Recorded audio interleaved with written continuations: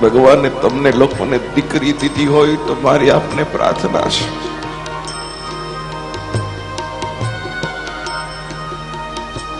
દીકરીને બહુ પ્યાર કરજો, પેટ ભરીને પ્યાર કરજો, દીકરીને તમામ જીદ પૂરી કરજો,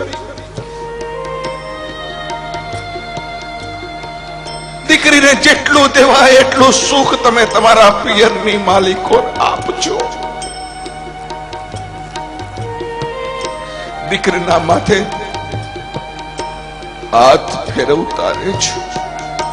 દીકરા માટે 2 વાર ઓછો હાથ ફેરવજો, પણ આ નિયાણી ઉપર 2 વાર વધારે હાથ ફેરવજો.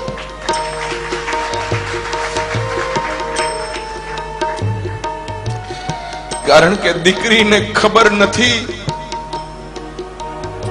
હું એટલા માટે તમને દીકરીને પ્યાર કરવાનું કહું છું,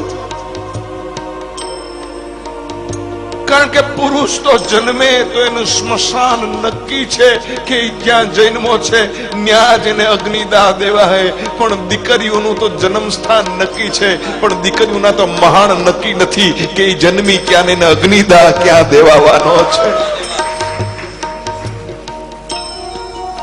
દીકરીઓની જિંદગીમાં કેટલી ભલી કેટલી ભોળી. એનો બાપ એમ કે બેટા ઠેકાણું બહુ સારું છે, અને દીકરી આ પાડે, અને કોઈ દી ન જોયા હોય, કદી ન ઓળખતી હોય એવા કુટુંબની માલિકો જેમ દૂધમાં સાકર બળે એમ ભળી જાય, અને સખત એક જ વિચાર કરે, મારા બાપની આબરૂ સાચવવાની છે, મારા બાપની ઇજ્જત સાચવવાની છે. સહન કરતી જાય,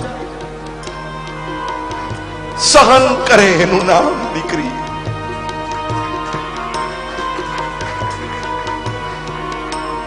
આપણા ઘરમાં દીવો કરે એનું નામ દીકરો, પણ કોકના કુટુંબની માલિકો જઈને દીવા કરે એનું નામ દીકરી છે, એટલું યાદ રાખજો. એવી દીકરીને કોઈ મહેરબાની કરીને પાણો નહીં કેતા, એવી દીકરીને મહેરબાની કરી કોઈ પથ્થરો નહીં કેતા, એવી દીકરીને મહેરબાની કરી અને કોઈ સર્પનો ભારો નહીં કેતા. તમારે ઘેરે લક્ષ્મી પધારે, અને જો તમે લક્ષ્મીની સામું મોઢું ફેરવશો તો જિંદગીની માલિકો કોઈ દી સુખી નહીં થાવ, એટલું યાદ રાખજો. અરે તમારી દીકરીઓ તો એના નસીબ લઈને આવે છે.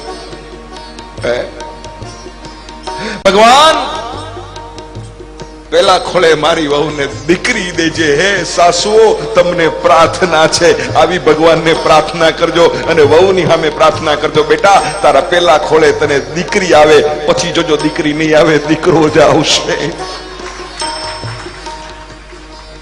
શું કામ?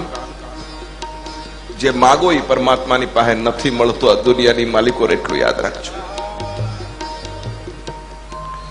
કોણ કહે છે દીકરી છે સાપનો ભારો?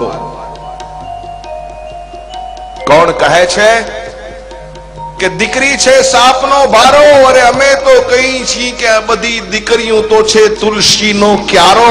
કોણ કહે છે દીકરી છે સાપનો ભારો? દીકરી તો તુલસીનો ક્યારો છે. રાવણને જો એક દીકરી હોત ને તો સીતાજીનું હરણ ન થયું હોત, અને દશરથને એક દીકરી હોત તો રામને વનવાસ ન થયો હોત. तुलसी की रामायण का चित्र कुछ अलग ही होता. દીકરી માંગજો.